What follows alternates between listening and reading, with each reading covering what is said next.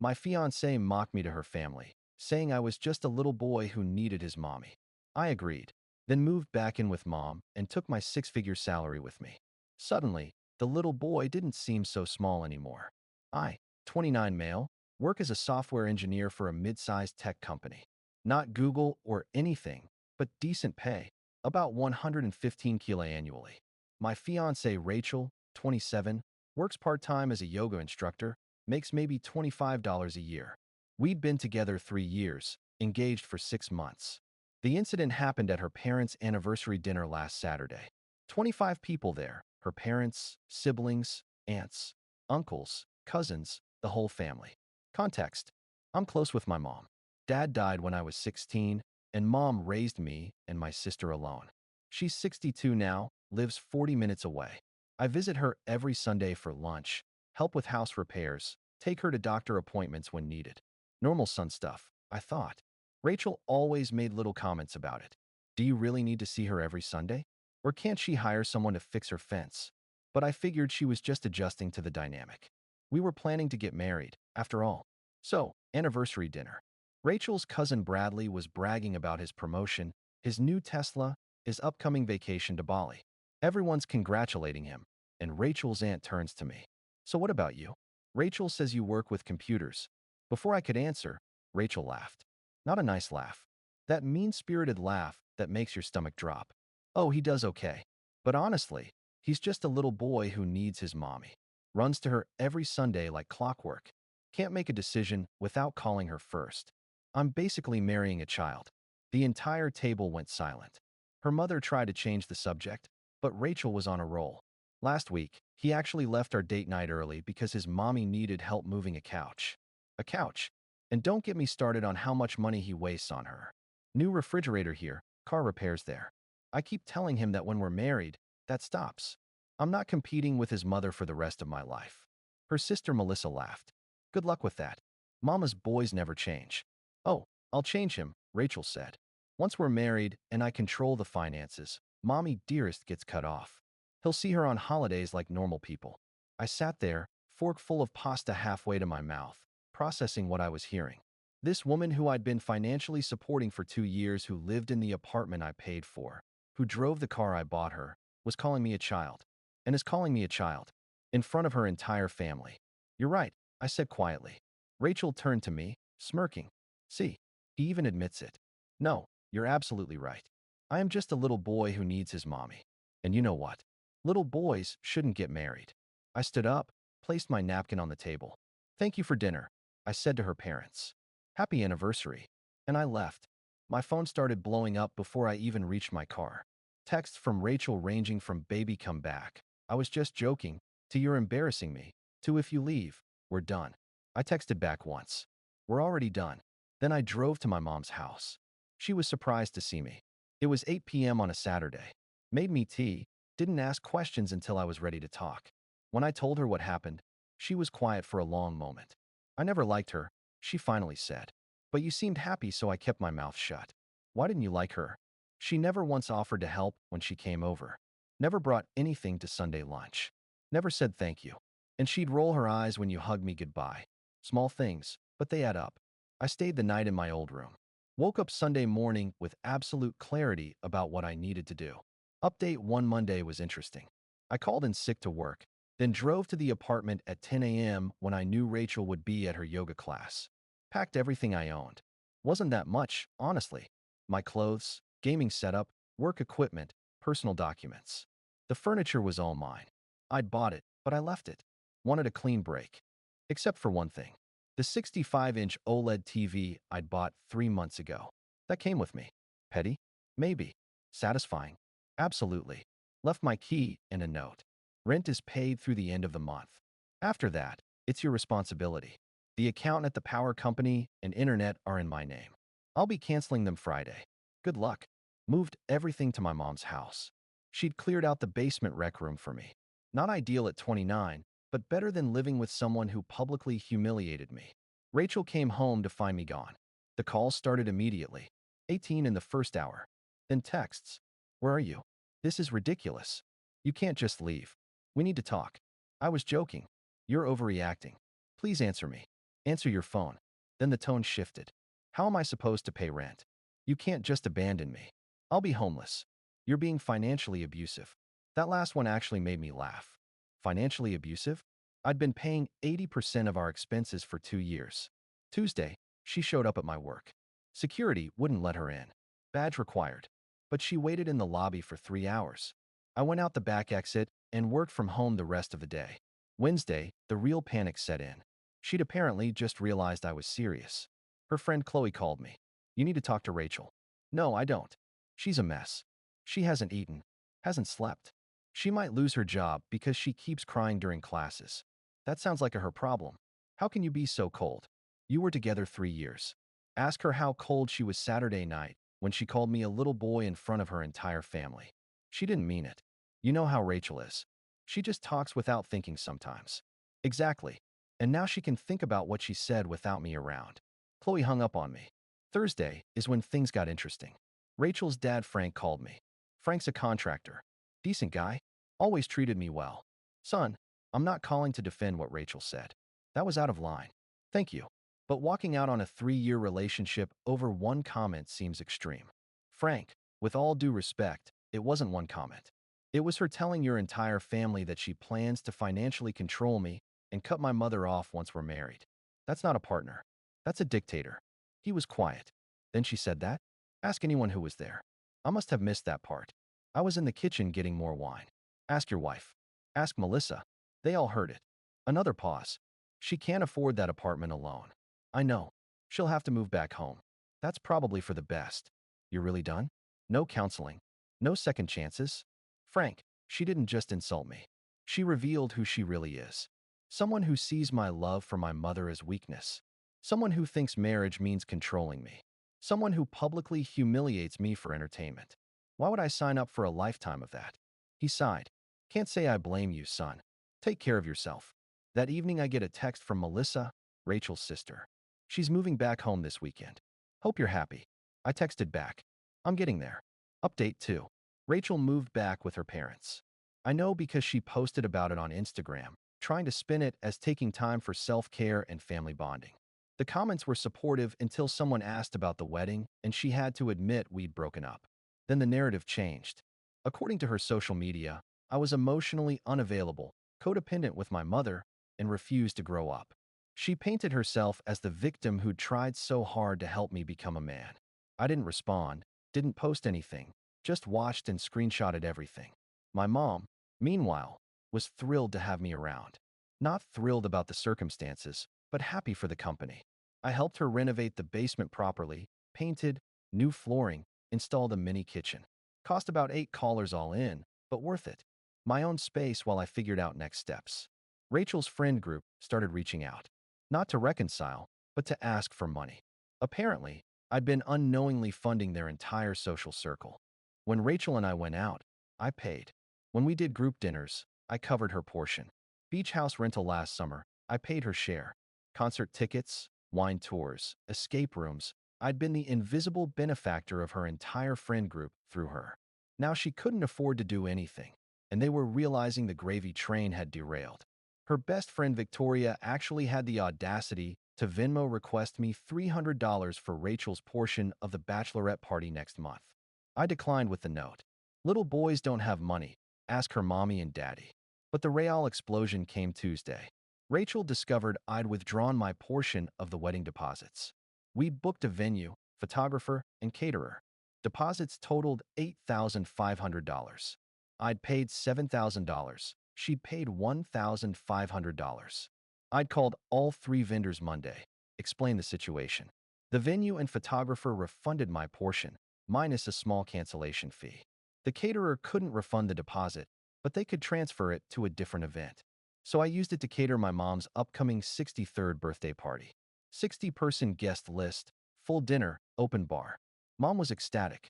Rachel was not. She called from her dad's phone. I hadn't blocked that number. You stole our wedding money. I withdrew my contributions. Your $1,500 is still there. The venue wants $5,000 more, or they'll cancel. Then pay it. With what money? The money you'll be saving by controlling my finances. Remember? Oh wait, that was after we got married. Guess you'll have to figure something else out. You're doing this to hurt me. No, I'm doing this because it's my money. I'm just a little boy, remember? Little boys shouldn't be planning weddings. Stop throwing that in my face. It was one comment. One comment that revealed everything. Rachel, you told your family you were going to control my money and cut my mom off. You called me a child for loving my mother. You laughed at me with your sister. In what universe would I marry you after that? I was joking. It was just talk. Jokes are supposed to be funny. Nobody was laughing except you and Melissa. This is about your mother, isn't it? She never liked me.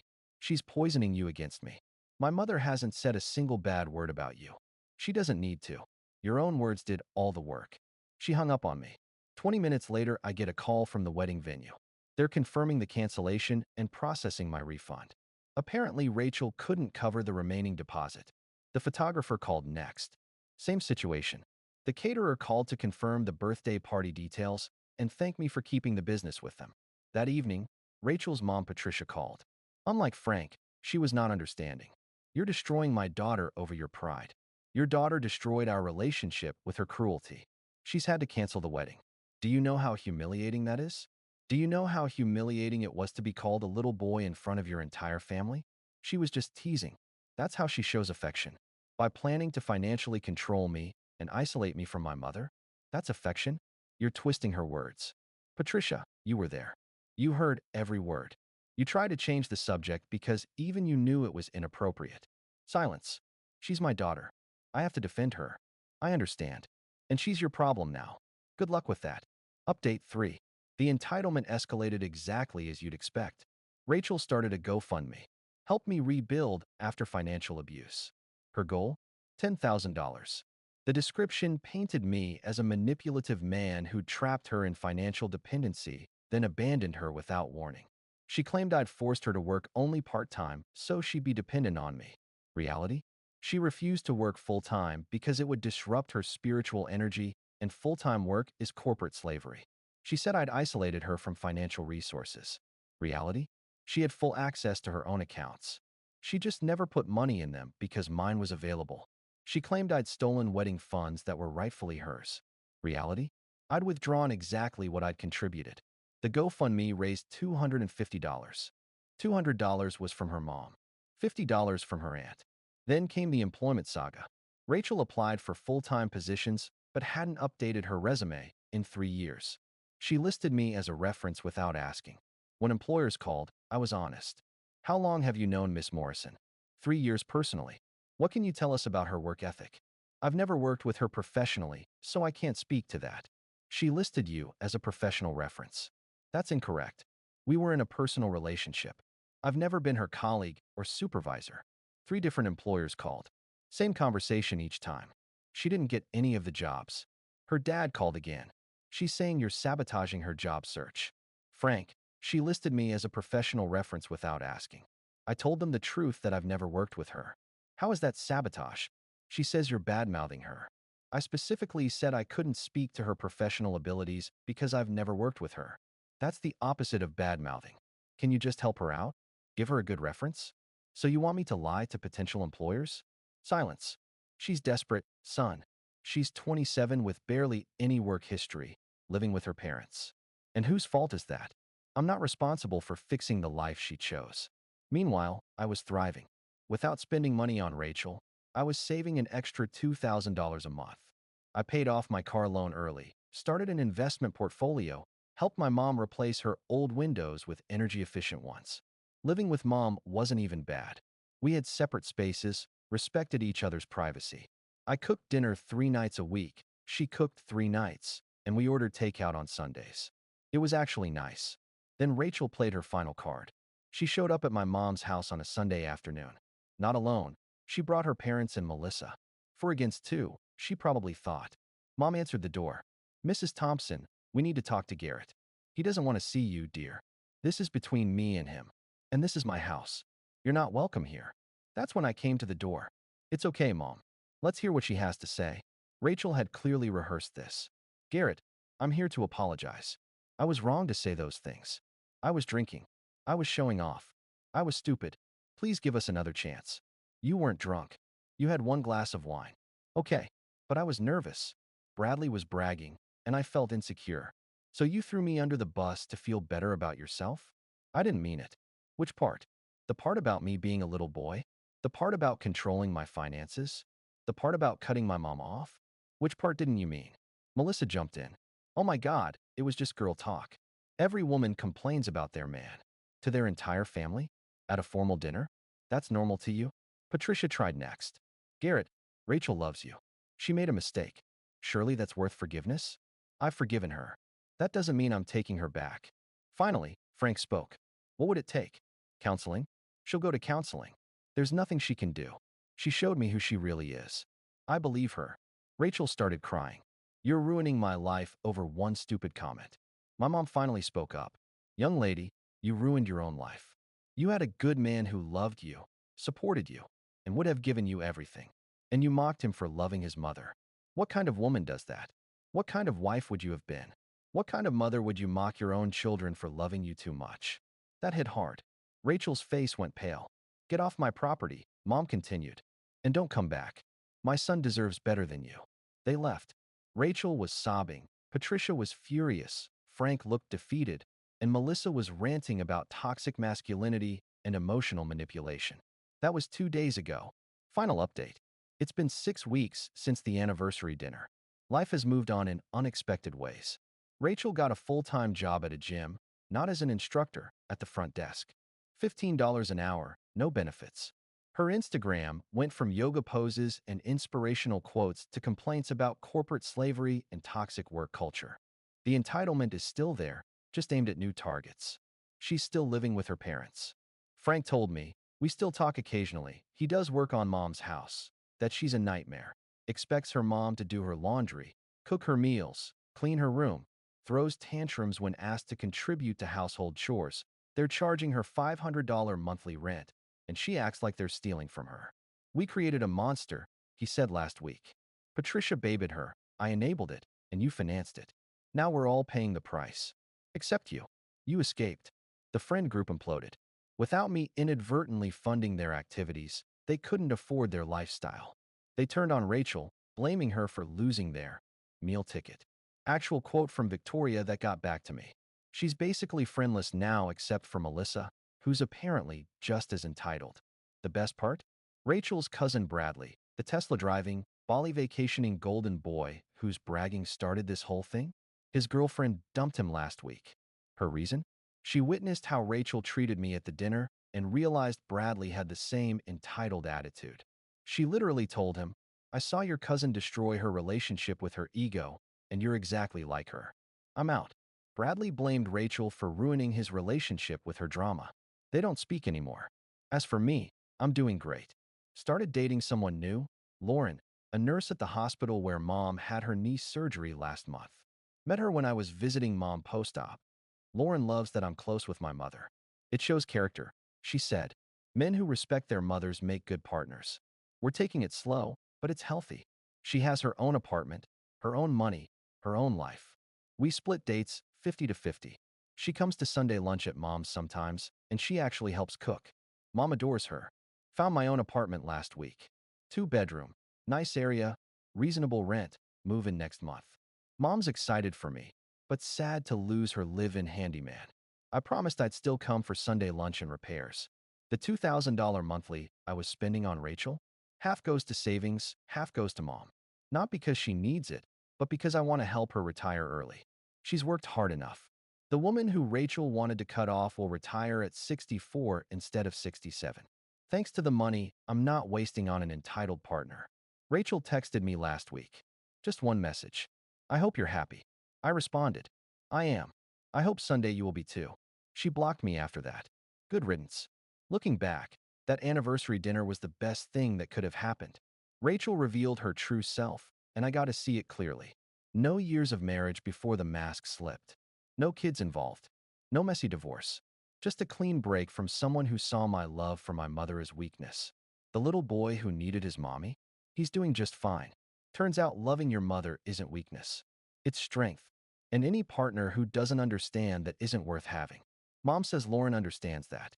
We'll see where it goes. But one thing's certain. I'll never let anyone mock me for loving my family again. That's not negotiable. Thanks for reading. Little boy signing off.